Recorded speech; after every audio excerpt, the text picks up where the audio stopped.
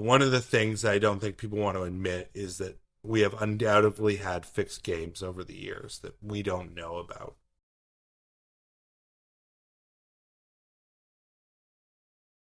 How often are games fixed?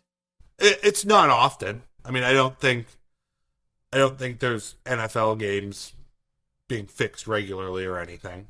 What about NBA? NBA is the big conspiracy one, isn't it? When we're looking at sports where I think fixing probably happens, I think college sports are always going to be vulnerable, right? It wasn't until 2021 that college athletes could be paid any money, which, you know, one of the things that we know about match fixers is that they want to fix as cheaply as possible and do so as easily as possible. And, one of the easiest things to do is pay someone who's not getting paid.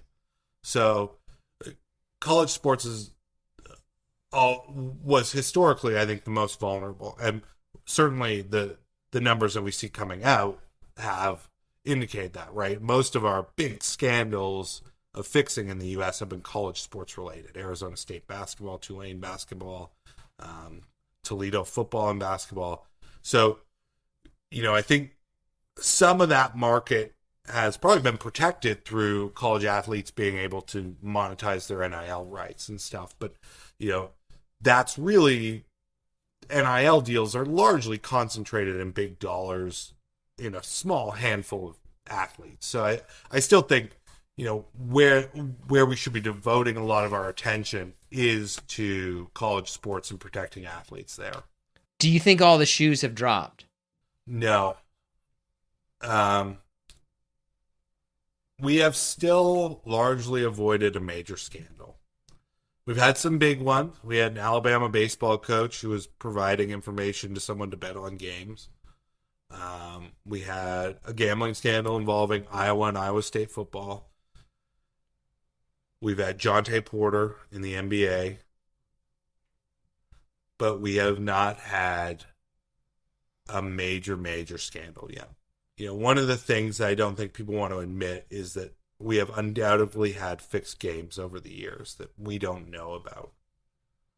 And that's because we don't have these mechanisms in place that we have now. We have more technology, more people in place, better knowledge than ever before with the regulated market. So I think that'll be a devastating blow to both sports and the regulated gambling market.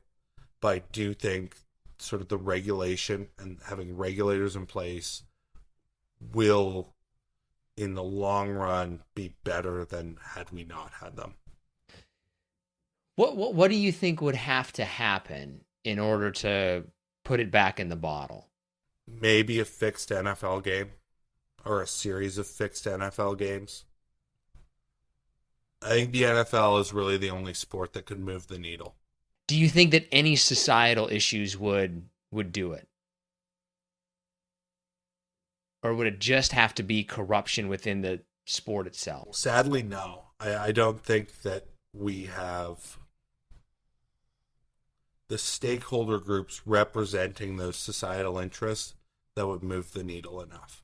What league do you think has embraced it the most? What league has kind of stayed away from it a little bit?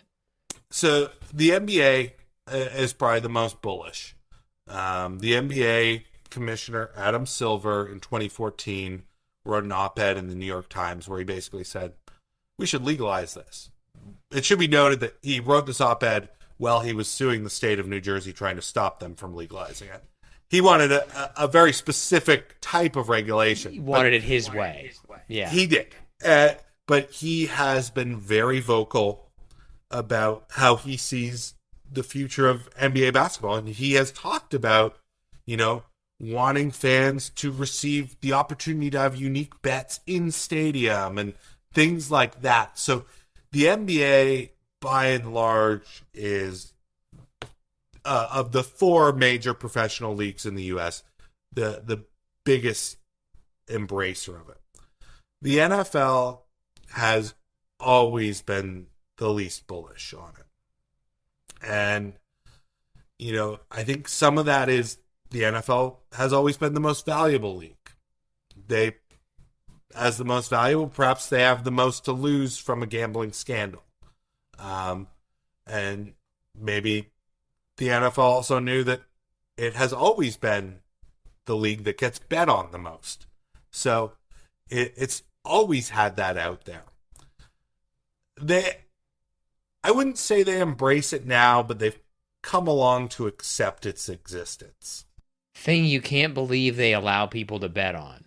Some of the Super Bowl prop bets, like color of the Gatorade, is not something that should be encouraged to be allowed in the regulated market, in my mind. You know, one of the things that when we're regulating sports betting, we want to ensure that there's not a market for inside information, right? So a number of people know what color of the Gatorade is going to be. We don't want information like that. We don't want you to be able to bet on it. And many states don't allow betting on the color of the Gatorade, but some do. Wasn't there somebody in the Super Bowl who kind of rigged something where there was a bet about, I think it was like a streaker, and then he became the streaker and he like rigged this system?